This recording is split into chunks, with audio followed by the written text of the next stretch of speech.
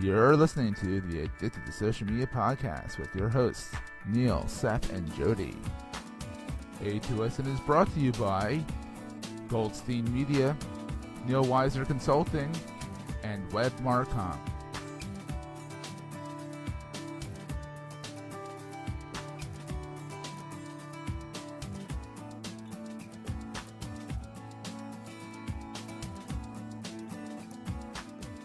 Go. Good morning, good afternoon, good evening, wherever you are, and welcome to a Deja Vu edition of the Addicted to Social Media podcast. I'm Neil Weiser. I'm Seth Goldstein. And I'm Jody Rains. And it's only like we just did this 2 days ago, didn't it? Yeah, but it's not Deja Vu for anybody else. Yeah. Yeah, so we're re-recording the podcast. Had a little technical difficulties a couple of days ago, but that's nothing you really need to know or concern yourselves about. What you do need to concern yourselves about is the wonderful and incredible news about social media that we're going to be imparting to you during this episode, as usual. Yes, and as you can see, we got almost all three lower thirds going. Neil's still having some trouble with his. It's showing up on his screen, it's not on ours. It used to be there, it's not there. It used to be there, it's not there. I don't know. Third list. Lower Neil's third list. Depends which third you're talking about, but yeah, okay. Moving on. So, there's some interesting things going on in social media this week. Yeah, quite a bit of news. Actually, what's kind of interesting is that we've been harping on a particular social media service that they have been lacking in updates to their platforms and haven't really done a lot in like the past year or more, it seems. And suddenly they've put out more updates in the past, or they're putting out more updates in the past couple days than they've done in the past couple of years. Are you talking about Twitter? Bingo! Well, that's not how the show notes were going, but okay. This should be like, name that social media. Name that social network, exactly. Twitter really did a lot of changes. I got a sneak peek at it, and then it disappeared on me. But I actually kind of like it. It's a lot more user friendly, in my opinion, and I may actually use the interface on the website now because I actually like how they set it up. I've heard some bad press from it as well from people who said they didn't really like it. So, What, the new layout? The new layout, like they couldn't figure out where their at mentions were or anything like that. But I don't know. I liked it, but then they took it away. So I'm back to the old version still. I think they're rolling it out slowly. So take it for what it's worth. What I found kind of interesting are the certain companies that are allowed to have brand pages. Evidently, it's not open to everyone. Yeah, it isn't. New companies that they're allowing to have brand pages, which is kind of, I think they're neat, but yeah.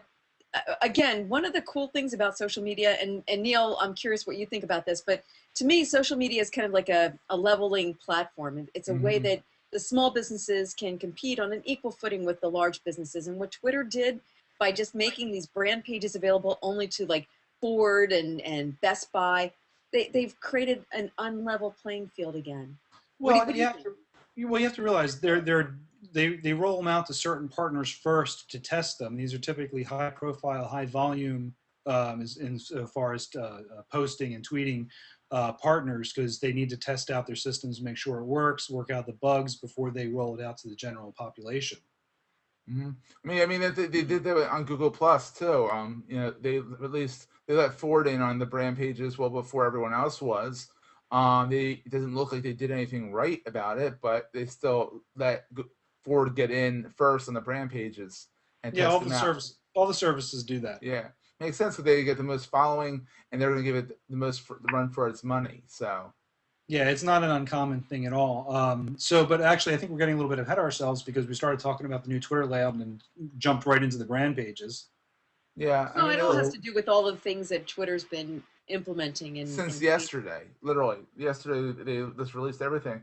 What's going on with the bots and the flooding of noise? Well, wait, we're just flying across things. We're skipping a whole lot. So let's back up a little bit because I'm sure our listeners would be interested to know what actually did change on Twitter. Okay, so what changed? Tell us, Neil. Well, okay, let me open up the page. But basically, Twitter made a whole bunch of changes. One of the most radical will be simply when it gets enabled for you and you click onto your page, the layout is sort of reversed, whereas before you had the your information with the number of followers and the recommended followers and things like that. The trending topics were on your right side of your screen. Now they moved it dramatically to the left side of the screen. Ooh. Wow. Which I don't really understand why they did that, because functionally they have made some changes. I think that's where your compose window is now on that page, and I don't know why they moved it, but they did. They've changed the layouts of the tweets. They've embedded now your pictures and your videos are actually in the tweets, so you can expand them, which actually also will, I guess, override some tools and plugins that have been out there that have been doing that for about 2 or 3 years now. So Twitter's finally catching up with that. They've changed some of the other. There's actually quite a few changes that they made. They changed your mentions. It's now called Connect, so it's no longer mentions anymore. So you need to keep an eye out for that.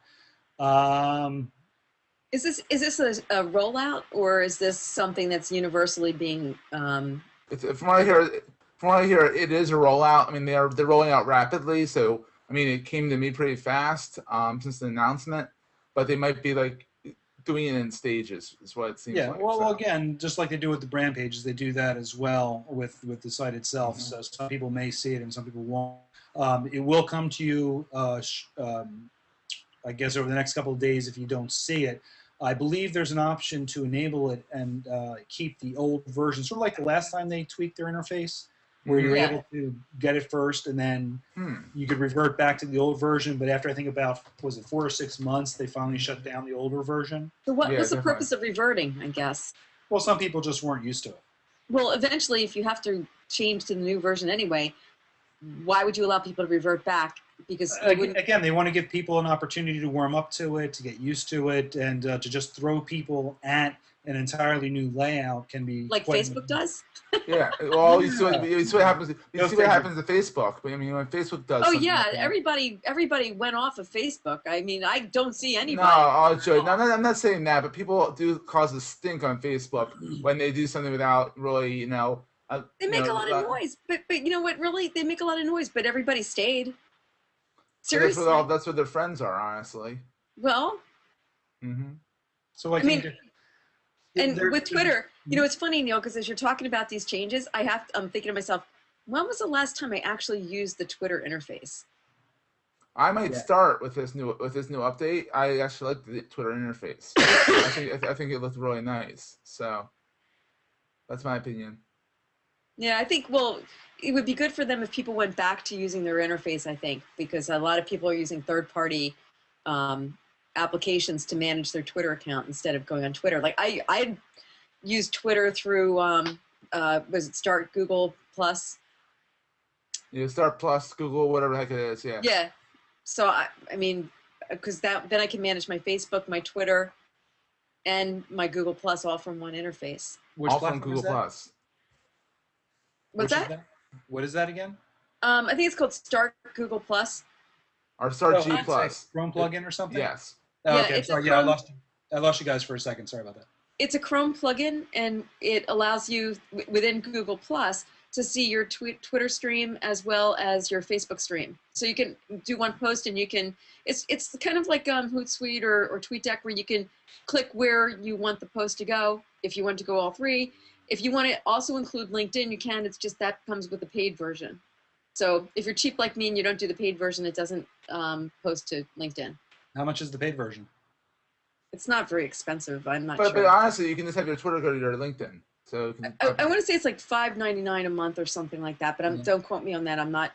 That's right. Yeah, Seth, you really I just didn't see any reason to pay for it. Right, but Seth, you really don't want your Twitter feed going directly into LinkedIn. No, I agree. Unless it's your business Twitter feed that is only business tweets that would only relate to LinkedIn, you know, then there's no problem doing it. But like for me personally, I post everything under the sun on my Twitter stream. So, you know, yeah, I don't post anything to LinkedIn for my Twitter stream. Mm-hmm. But should we well, what's this about self-serve ads? Is it like wait, guys, you're still skipping ahead. I wasn't even done going through the list of all the changes. There's so many changes that were happening with Twitter. I only got about a third of the way through the list.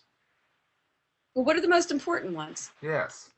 Well, I mean, there's lots of little tweaks which combined together, I think, become important simply because there's so many. So I was mentioning about the mentions, now the Connect. There's changes in hashtag access. That's pretty cool. So that's going to be pretty dramatic, because I think the search box either has changed, either has morphed into, or has gone away and has been replaced by something called Discover, with a little hashtag there, and it helps you discover hashtags that come embedded in conversations. Then there's a new Me page or tab that gives you an opportunity to show. It's basically your profile. There is, let's see, changes to the tweeting feature itself. As we discussed, there is the brand pages, which is actually a pretty huge one of the biggest parts of the story. The tweets themselves, you'll be able to pick up the embed codes for a tweet directly from the tweets themselves. That's cool. That's really cool. Yeah, and also there's been a major redesign of TweetDeck as well. Really? Yeah. Oh, they're actually doing something with it. Yeah, because we've talked about that as well, how TweetDeck seemed to be getting kind of stale and stagnant, and after the acquisition back in the summer. But and I think there was one update since then, and it was really just a minor tweak or something. So they've redesigned significantly TweetDeck. Did they add features to Google to let you post to Google Plus? No, that it's my understanding that is never going to happen. Makes sense. That's what I've been told by TweetDeck, and I don't know if that's true or not. If it will ever change, who knows? I think it's rather foolish, considering they support all these other services, especially Facebook, which obviously is a competitor. Mm-hmm. But the biggest issues with TweetDeck, it's going to be a lot simpler to use in many ways. But it's my understanding, and I haven't gotten confirmation on this because I haven't played it yet, but it's my understanding that all the lists and groups, or whatever you want to call it, that you've set up in TweetDeck are gone. So I haven't gotten hard confirmation on that yet, because I haven't had a chance to experiment with it, because I'm afraid I have to find a PC to do it, because I'm afraid I'm going to lose my groups if I did. But did you do them in your groups within TweetDeck, or did you do? I put my list in from Twitter. So well, I created lists. I thought they integrated. I thought they went back and forth. That's news to me. Well, that's what I'm trying to get clarification on. Basically, are these groups and lists being imported into Twitter itself, or are they dropping them in favor of the lists that you've created in Twitter? And I have created a bunch of lists in Twitter, but most of the lists and groups I developed were built up in TweetDeck. And if that's the case, that's a disaster. Well, yeah. Plus, I also did some in TweetDeck Mobile. Yeah. You know, just on the phone, and that integrated with TweetDeck, which was supposed to be an interface. You logged into it, and it was supposed to keep all that information for you. When you created stuff most recently in TweetDeck, it did make a Twitter list for you. But when TweetDeck originally started, it was pre-lists on Twitter. So all those pre-lists, like a redundancy here, those are not going to probably sync over. But all the ones you made since Twitter added lists and had that dual functionality. That's wrong. It's wrong. Well, you know what? I understand. We don't know yet. I understand what happened. I understand why that might make sense from a programming standpoint, not to retroactively import the lists. However, from a usability standpoint, that's a dilemma. Well, just from a making your customers happy standpoint. I mean, if I lose all those lists that I've built up, I mean, forget it. I'm going to dump TweetDeck, because that's the only reason to go back. I spent like 3 years. Well, I'm close to dumping it anyway, but I spent like 3 years building these lists up, 4 years, or however long that they've been enabled on TweetDeck.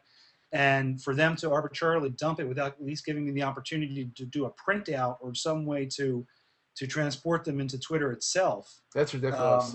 Well, we don't know. We don't know for sure if this happened. So I'm gonna get confirmation on that, and I'll let you guys know. And but anyway, as I said, I mean, lots of changes. I mean, the changes to TweetDeck affect the iPad app, the iPhone app, obviously major changes to Twitter. So this has been more change to Twitter in one very short period of time than there has been in the last, say, like 4 years. Seriously, it's been Yeah. So now we can move on. Stories about Twitter. Yes. So what is going on with these self-serving ads, Neil?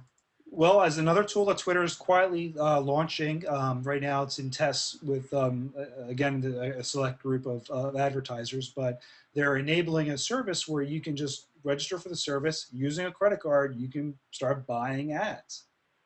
Wasn't that how it was before? I don't know. Not for the general public. You still have to go through a salesperson. Or something. I'm kind of disappointed in that concept. I think it's and you know, Well, how so, Neil, Jody? How so? Twitter. Well, the usability of Twitter. When I first started tweeting, most of the people that I was talking to were real people. Mm-hmm. And what I feel has happened over time is that there have been so many people who have automated their accounts that most of the new people that connect with me, they're probably not even people behind those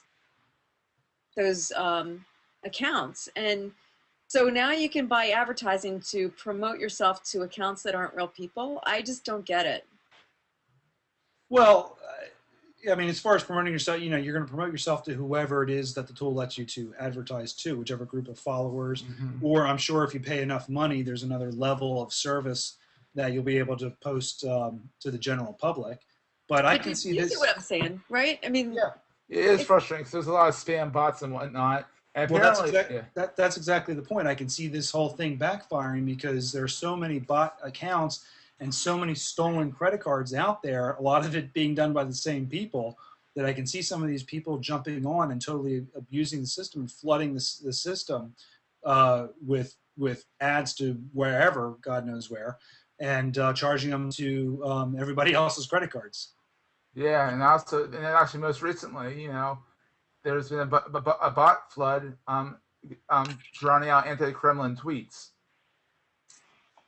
Yeah, which is actually sort of an illustration of what could happen. So for those of you who aren't aware, there were recently elections, very controversial results in Russia. And let me just find the little link there. Basically, the party or entities, let's put it that way, who support Putin and Medvedev and basically the powers that be, are flooding anti-government Twitter account, not Twitter accounts, but the hashtags used to discuss various aspects of the Twitter, with just tons of tweets to flood them out so that you can't get any useful information from these hashtags.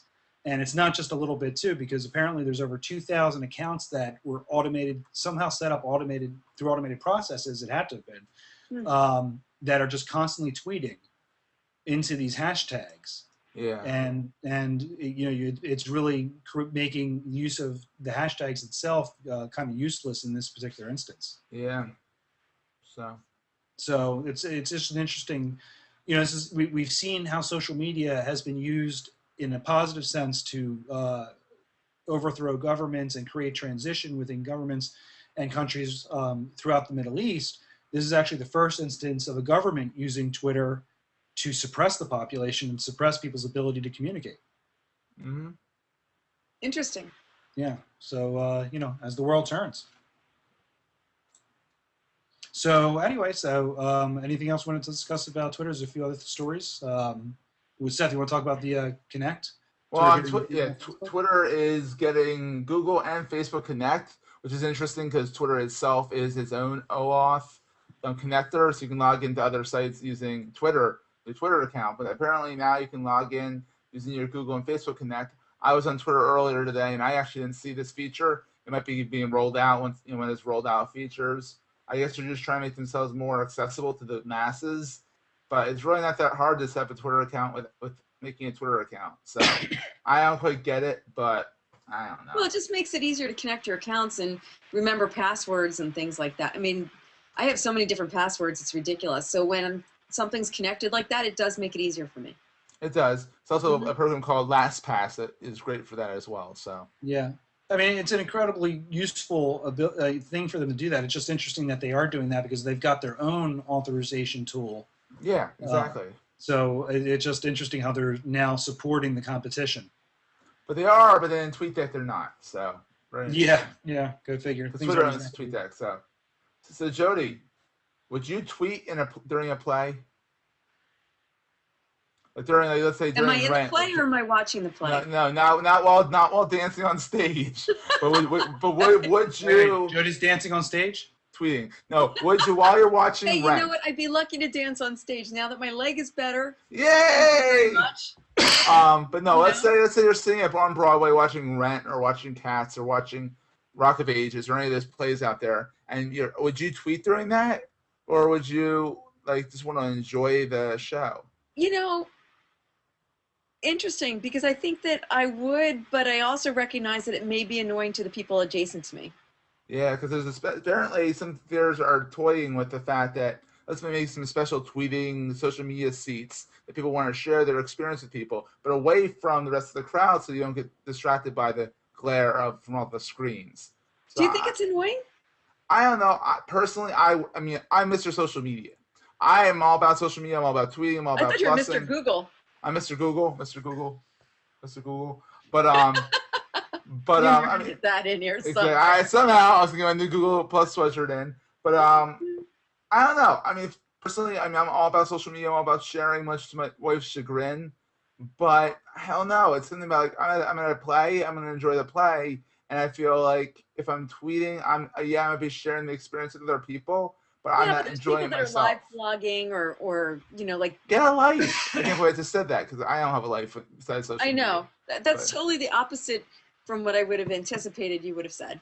What about I mean, you? but you're out in culture. You should, you know, what would you, Neil? Would you live tweet Rent?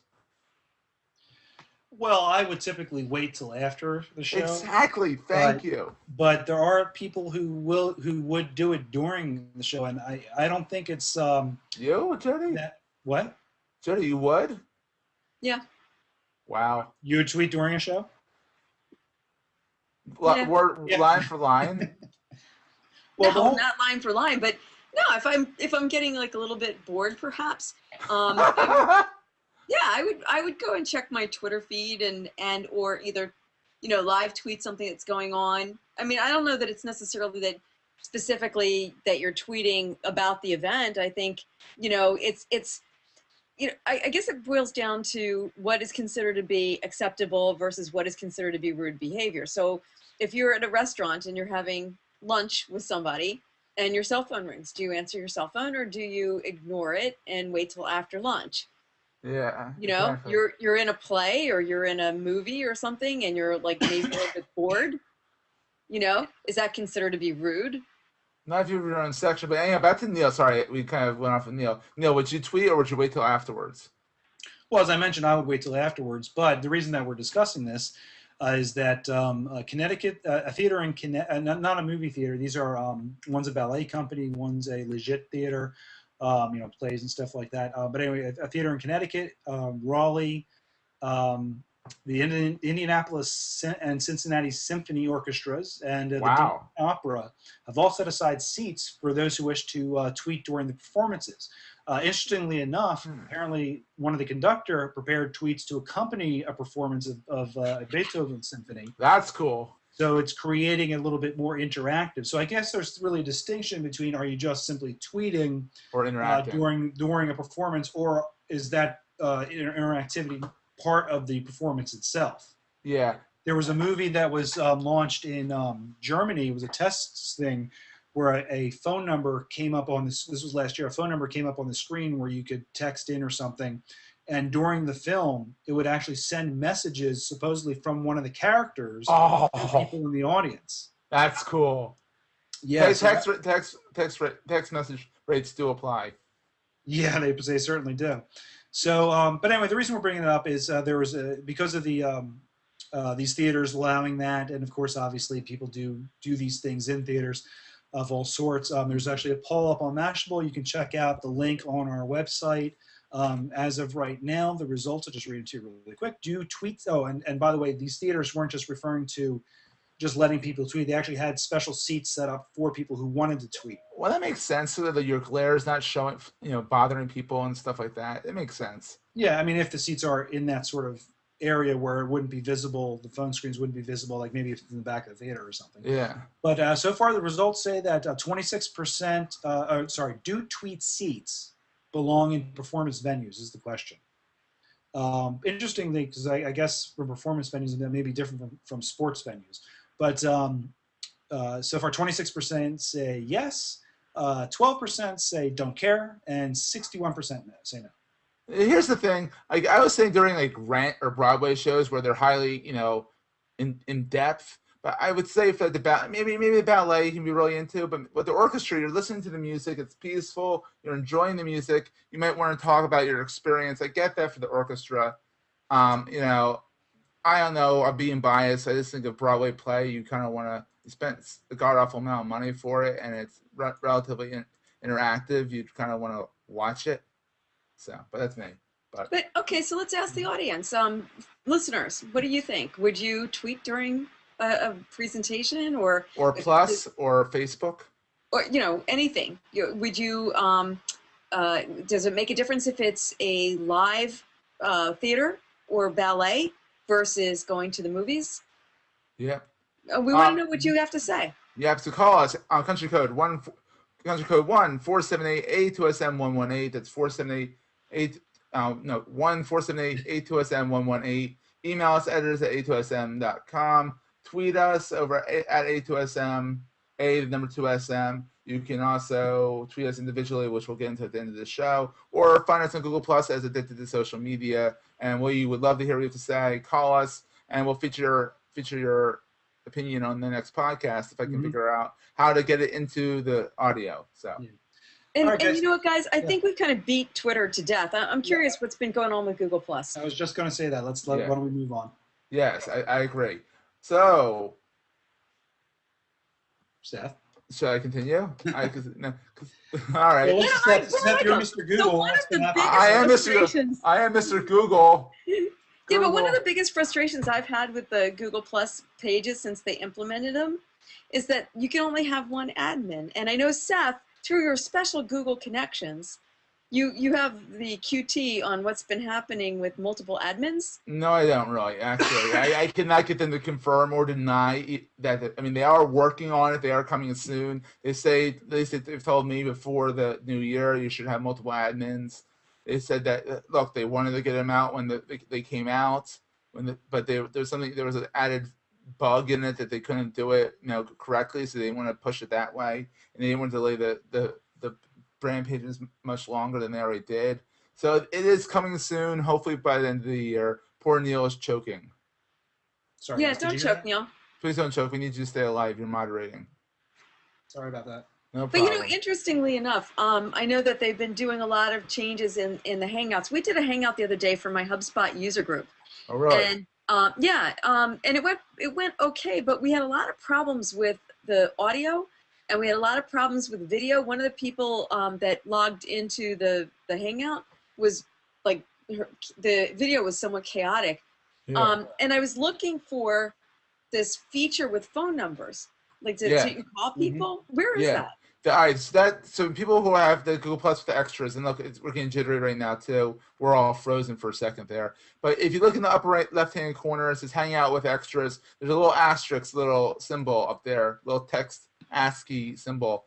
If you have that up there, you have it. You go to Invite, and then you can see the phone number section here, and you can dial in a phone number. Free calls to U.S. and Canada only, but the people in Europe can call U.S. and Canada from Europe. I got a wacky. Well, it's still rolling out. So, but if you go to Invite, you should see phone calls and whatnot. I don't have the mustache either. The mustache is in the old Hangouts. The mustache is not in this Hangout. I told you that, Jody. It's in the other Hangout. I never had the mustache. For those who don't know what that is, apparently Google fell for November, and now they're using it for another thing, which we'll get into. They put out this little mustache thing that would superimpose a mustache. 4 different mustaches on your face, and it was one at a time, though, not 4. One at a time. But what it was it actually would follow your face really well. Like the only way you could really fool it to where it was is you have to keep your face like this, and then move around and stay over there. The minute you move your hands away, it find your nostrils and go back to it. So. And as you can tell, Seth spends way too much time on Hangouts trying to figure out if the mustache will follow or not. Hey, Google asked me to do that, so I did that for them. So Google asked you to play with the mustache feature. I am Google. So. Anyhow. Come on. Yeah. So, but you can know conference people in the Hangouts. Mr. Google. There actually is a new little feature that's integrated with Google. It's called Schemer. Now they're now using that mustache feature for Schemer because scheming, the twirly little mustache. No, they're not. Well, they are. If you look at Schemer, schemer.com, it's in private beta right now, so who knows if it's going to last. But it's a new Google tool that'll help you find something great to do. And I just registered to be on the waiting list because they only have so many people that are able to be in it. Yeah, I'm in it, and I really don't. To be perfectly honest with you, I mean, it integrates nicely with Google Plus. You can add people to your Plus stream. People who are on Schema that are already in your Plus stream, you'll see them in there. Like it's pretty much a to-do list, a bucket list of sorts. So, Neil, are you Well, on it looks Schema like yet? it's an integration of real-time events and also information with your Google Plus account. But you know what's interesting about it, from reading about it, it sounds like a Pandora type application, where the more you use it and the more you get involved with what your preferences are, the more it proactively sends things to you that you might be interested in. So Yeah, it kind of like learns what your behaviors are. I totally. think it sounds cool. Neil, have you signed up for the beta yet? No, I haven't had an opportunity. I'll check it out later. All right, we'll have to wait to hear from Wiser's wise comments later on. Yeah, so we'll check it out. I hear there's been changes over at YouTube as well. I mean, Oh my God! Talking about Twitter, what's going on with YouTube? YouTube redesigned. And remember, YouTube has not been really redesigned since it really came out. They tweaked it and they added features to it, but generally the overall layout's been the same. Right now, it's completely changed around. There's a gray background. You have it's the layout. It's columns now. It's like a big column in the middle, two side columns. It really works nicely. You have a theater when you're watching a video. You can watch it as a small square video, or it blows it up and makes it like a letterbox format, or you can do full screen. There's a bunch of different features. I'm still playing around with it. When we upload this later on today, since we are late with launching this show, I will I'm going to investigate it some more and I'll report back on what else I found that it does. I mean, well, you know what? Yeah. I have to tell you, the last couple times, the last few days that I've been in YouTube, I find it to be slow, jittery, unresponsive, things loading incredibly slowly, and perhaps that's because of the new interface. I don't know. Well, they are working on it right now. Have you been in YouTube at all, Neil? I'm sorry? Have you been in YouTube at all? I think I've been there once. No, just kidding.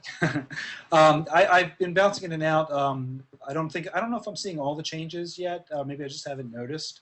Because I've got a couple of plugins that are also doing a few things on YouTube as well. So I'm not exactly sure where the plugin ends and the changes begin. I've got to try to experiment with it. Well, actually, it was interesting. At one point, they were clearly doing work on it. They said, "Please hold tight. We're doing work on it." Yeah. For some reason, my avatar turned to Jody's avatar. There's nothing wrong with that. No, I got better looking in 5 minutes. So that's funny. I don't know, but it was very bizarre how they knew that we were connected somehow. But Google knows everything. So speaking of Google, Seth, or actually Neil, I know that you have the iPad and you use it for those Flipboard type applications. Have you had a chance to check out the new Currents?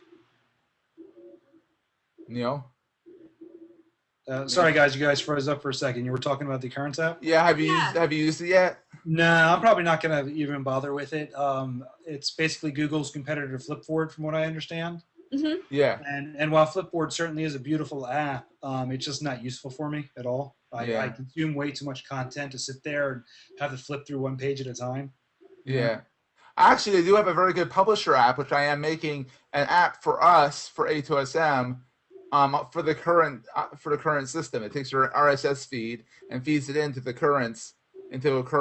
I don't know if there's a verb for that yet, but That's pretty cool. It's google.com/publisher. Yeah. So check it out. You know, the world doesn't revolve solely around Google, though. I mean, there's this little website that I've heard of called Facebook. Yeah, what's going on with that, Neil? Well, okay. So there's been some new features added to Facebook as well. They're certainly not sitting on their laurels. One is actually change in status updates. I forgot what the original length was for your status updates when you make them, but they've expanded them dramatically. To get this number. This number's hilarious. Well, yeah, it's a crazy number. So now you have 63,206 characters of room to post on your status updates.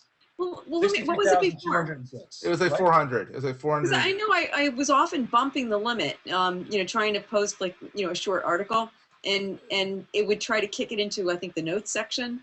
Mm-hmm. Yeah, it was 400 before. Yeah, it was something small along those lines. Well, now you've got 400. You've gone from 400 characters to 63,000. So you can literally post full blog posts, depending upon how long your blog posts are, They are in your Facebook feed.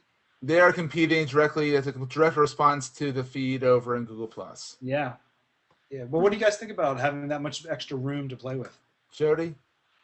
I like the idea that you can post more content. I think that it needs a shortener, where it says, click here for more. Yeah. Because otherwise somebody posts something long, it takes up your whole feed. So having the ability to click into it if you want to read more with maybe a little excerpt at the top, shortened paragraph would be nice. Yeah, I think that's what Google Plus has.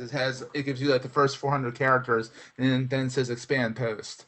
Yeah, I mean, personally, I'm not too thrilled with this thing. I mean, it's nice to have a little bit of extra room, but whereas most of my Facebook feed was full of drivel and nonsense, now it's full of large drivel and nonsense. Yay!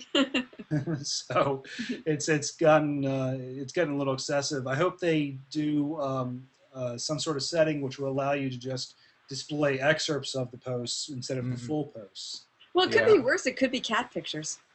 Oh, like in Google Plus, GIFs and stuff, Yeah, well, I see plenty of that on Facebook too. So yeah, exactly. So Neil, we all know you're very big on Facebook privacy. What's this about users' private photos being exposed, including Mark Zuckerberg, I might add? Yeah, well, actually, this is an interesting little story. Big embarrassment for the Zuck. Apparently, they rolled out an update to their feature, which allows you to mark images as spam or dirty pictures or whatever, inappropriate images or whatever. They rolled out some sort of upgrade to that, but it turned out that if you clicked on that, it would ask you or give you an opportunity to look at other pictures. The problem was the other pictures that you were looking at were people's private photos. Like Zuck killing a chicken. Was there really a picture of that? Him killing a chicken, cutting the chicken's head off. That's so sweet. No. But, yes, and then the chicken baked. No. I swear to God, I saw him with my own eyes. Well, regardless of what that is, I mean, it's a huge security risk because people, for at least a brief period of time, had any pictures which they marked as private open to the general public if the general public knew about that particular tool. Well, I think that really further validates all. I think all three of us are in agreement. But we've often recommended don't put anything out there that you don't want your worst enemy to get a hold of. So there's no such thing as privacy, and whatever you put out on Facebook, just assume that you're putting it out for general distribution, regardless of whatever privacy setting you have today. The evil Zuck, to borrow a phrase, can change it tomorrow, right? Sure. Well, this was actually by accident. Obviously, Zuckerberg didn't want his personal photographs to be exposed, and I'm sure he wasn't too happy about it. But it's just another example. I mean, you can actually extend that rule, which is what I kind of tell everyone is the simplest rules do what it distills down to. Don't put anything on the internet, Facebook, or anywhere else that you wouldn't be proud to have your grandmother see. Or your mother. Yeah, speaking of which, I'm curious what you guys think about this, okay?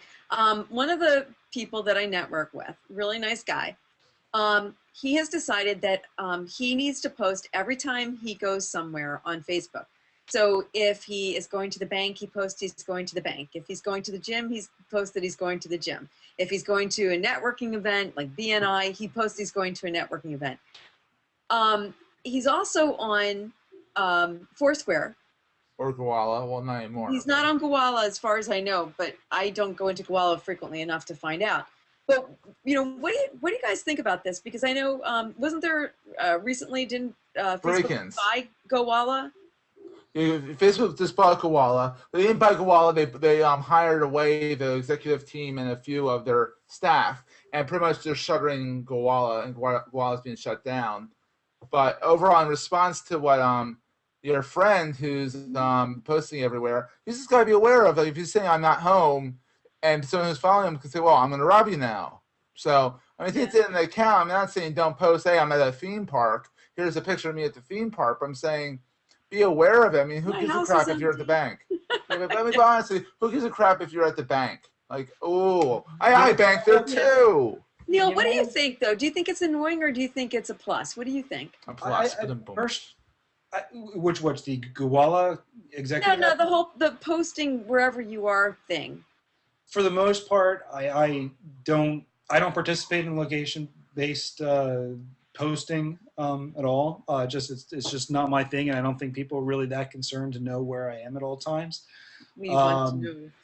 We want to know. There have been a few instances where I actually needed to find people, and I was able to sort of track them down, but that wasn't the intent of why they had posted necessarily.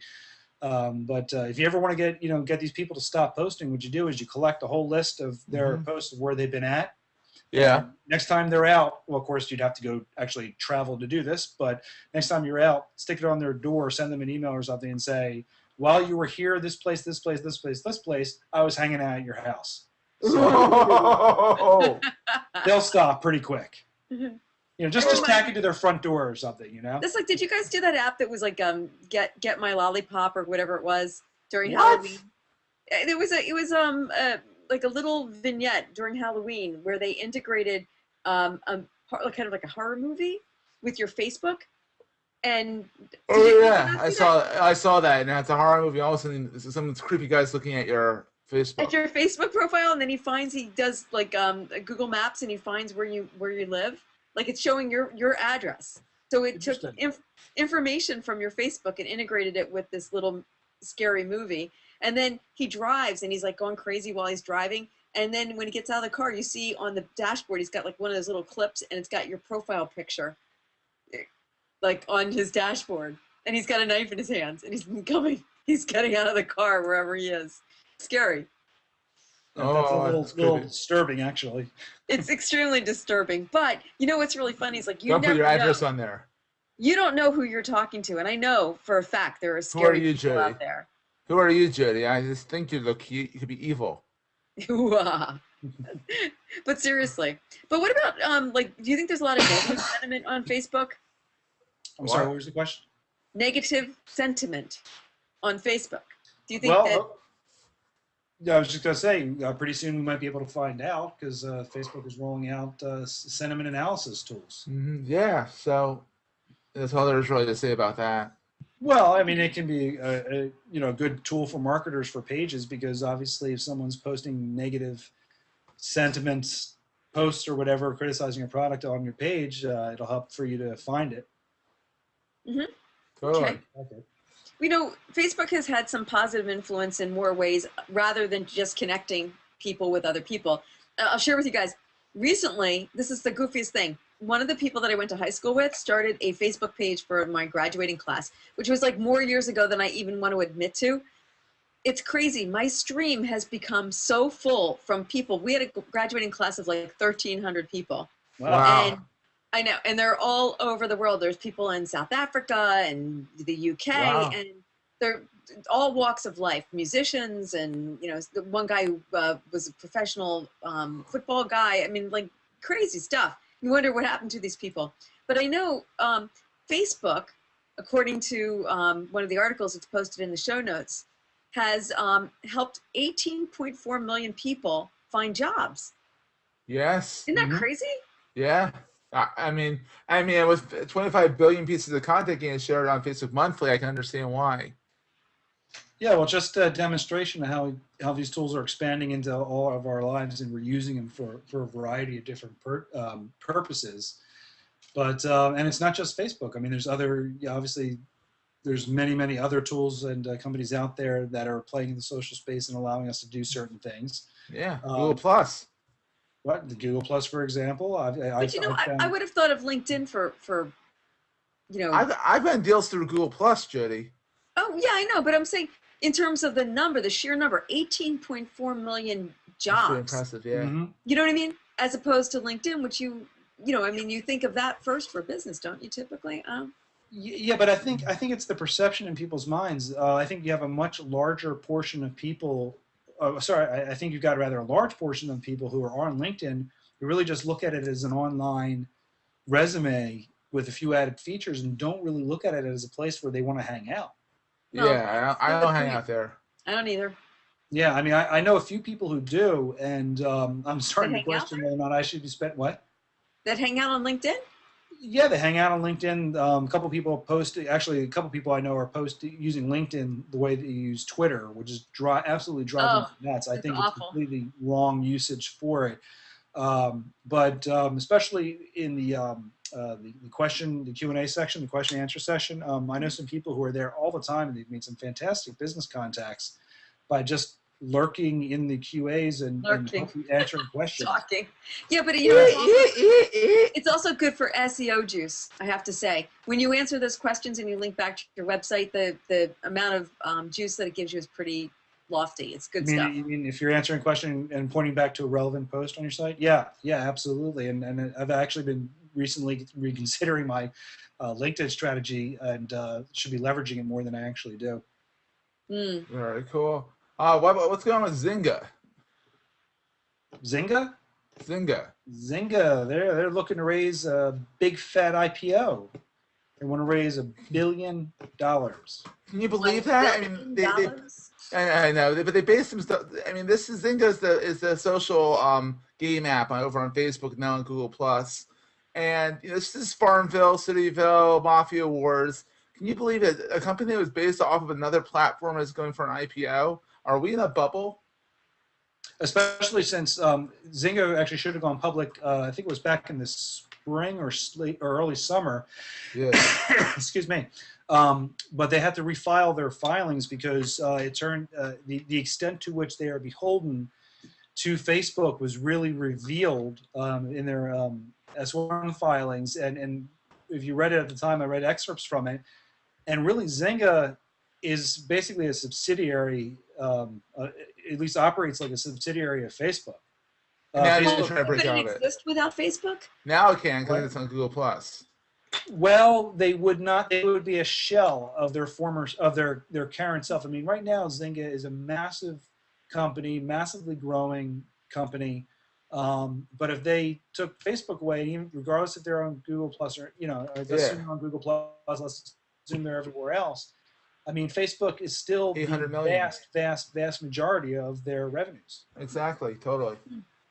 Well, looking forward to 2012. Mm-hmm. If we think about 2011. Lots of protests. Yeah. Would you say social media protests? Well, such as? Yeah. I did the Arab Spring out over in Tunisia, Syria, in Egypt. They're having all these in Libya. Mm-hmm. That all done through social media. I mean, and we're having our own U.S. fall. Where we're having the Occupy movement being organized through Twitter. Do you think that Occupy Wall Street could have happened without social media? No, absolutely not. In fact, I just had a conversation about this yesterday. I was just interviewed for Suburban Life magazine about flash mobs, and certainly email has been around for a long time, but the immediacy and the ability to broadcast to vast groups of people around the world is what distinguishes social media from email. I mean, certainly you can send a mass email to millions of people, but the ability to comment back, to comment on an email itself didn't exist unless you did it on a blog. But blogs weren't designed to be that sort of a tool. Of course, Seth is just so thrilled with this discussion. He's playing with his fingernails and giving himself a manicure. Lovely. You just look so into the conversation there, Seth. I'm listening. So then 2011, I guess we kind of agree, would be a year that's defined by a social media movement of sorts. Well, I think it'll be remembered as the year that social media impacted not only democracy, but started bringing democracy. It kind of came of age. World. Yeah. Came of age is a good way of putting it. But I think, in all honesty, I don't think we've seen nothing yet. Yeah, I don't think so either. That's grammar there, but you know what I mean. Good point. Yeah, I think what we're going to be seeing, I mean, we've got the 2012 election coming up. Who was it who just said that they think that the next president of the United States, social media will be the deciding tool for more so even than 2008, the deciding tool which is going to determine who the next president is going to be. So as the better and more mobilized supporters through social media is going to survive. And as I've been saying for a long time, I mean, we're just seeing the beginnings of this. I think eventually we're going to see transnational political parties start to form where people are going to organize internationally to influence policy within their local governments. So like the Twitter party, the Google Plus party? No. It'll be issue based, but I mean, if you have a party, so let's just use the Green Movement for example. They're very strong in Europe, and it is kind of an example of a party which does cross international borders in a sense. But I think you're going to see parties organizing across international borders to influence local policy. And when I'm saying local policy, I'm not talking about your municipal policy. I'm talking about national policy. Yeah, local being national. I gotcha. Yeah, so that's where it's going to be. So there's anyhow, a lot of fun stuff today. Obviously a lot of new news, especially about Twitter that we've spoken about, which has been nice. Yes, to about Twitter for a change. We haven't barely discussed them in weeks, it seems. Yeah, they come out of the woodwork. Yeah, but why don't we move on to the picks of the week if you guys want to do it? Yeah, let's go on to that. Neil, what's Tout? Okay, Tout is actually a cool service. Now, some of these services are offered by other email service providers. Tout is a new email application that's designed to give you much more precise and detailed information based upon who actually opens the emails that you're sending out in an email campaign. Now, certainly services like Constant Contact can tell you how many opens you've had, what the bounce rate is, and so on and so forth. But this one's actually going to be able to, and there are ways to figure out who may be responding to an email. But this is a new tool out there which is going to tell you every recipient who actually responded. Oh, that's cool. Does it act in lieu of like a Constant Contact or a MailChimp, or is it an adjunct or add-on to it? It's a standalone app. I've been sort of playing with it, but I haven't sent out any blasts with it yet. I've just been sort of learning how to do it. But they've got some nice analytics. It doesn't. I think it's a standalone app. I didn't see anything that seemed to imply that it integrated. I've actually been looking for that. There is a Gmail plugin. I can see that. But I'm looking for other points about integration because often these services do integrate with other services. I think it's just going to be a matter of time. But if you're looking for better analytics on your email list, and this is much more useful when you're talking about a small email list as opposed to, if you've got a list of 1 million people, knowing that, Bob Smith opened your email may not necessarily be relevant to you. But if you have a smaller list and you are curious about those types of stats, I would recommend you check it out. It seems like a really interesting tool. Cool. Awesome. Seth, what's your pick? My pick is Extended Share for Google Plus. It's a Chrome plugin. I think it's actually for Facebook as well. What it does is it enables sort of what Jody's little tip was earlier. It allows you to share to pretty much turns your Google Plus into the bat signal, meaning that you can go post over Twitter or Facebook, I think even LinkedIn for free, and you can go over there and cross post with ease. Because a lot of like TweetDeck's not letting you use post the Google Plus and all of them at the same time anymore. So is it an app or an extension? How does it? It's an extension for Twitter and for Chrome and Firefox. Yeah. Cool. And Jody, what circle are you in? Well, if you go to publiccircles.appspot.com, Public Circles tells you, there's a way that you can look at it and you can determine what circles you're in. So if suddenly you have a big influx of people that are following you, chances are that you have been added to a circle, but you may not know what circle that is or who added you. This is a way that you can put your name in and find out where that came up. Very cool. Very cool. Sounds cool. Okay. But you can also have circles of people to follow too. So exactly. So we have some announcements, don't we, Neil? Well, it's your announcement, so go ahead. My announcement. So we have some crazy European friends over in the UK and Germany, Moritz and Anthony, and they are running the CrazyGeek.tv podcast. They are Europe's craziest tech geeks out there. Check them out at CrazyGeek.tv. Give them a shout out. Tell them we sent you. They're worth checking out. Hey, Anthony. So. Hey, Moritz. We're gonna have Moritz on this show probably in a few weeks. So because we're gonna try. He's trying to get us on his show. We're gonna try to get them on our show a little bit more. So, but we also want to hear from you guys. So absolutely. So how can they get in touch with us? Yes, call us at country code 1-478-A2SM118. It's also known as country code 1-478-227-6118. You can email us at editors@A2SM.com. You can tweet us at A2SM on Twitter. You can find us on YouTube as A2SM Official. You can circle us over at a2sm.org/G+. I think you do our G+ brand page. Find us on Foursquare, a2sm.org/Foursquare. And you can find all of us, our lovely hosts here. You can find Neil at a2sm.org/Neil, Neal, all lowercase. You can find Jody at a2sm.org/Jody, Jody, all lowercase. And you can find moi at, I sound Miss Piggy, moi, at a2sm.org/Seth, SETH, all lowercase. Neil, where can they find you on Twitter and elsewhere? Well, pretty much anywhere online. I'm at Neil Weiser, NEALWISER, neilweiser.com. Twitter, LinkedIn, Facebook, Google+, blah, blah, blah. Voila. How about you, Jody?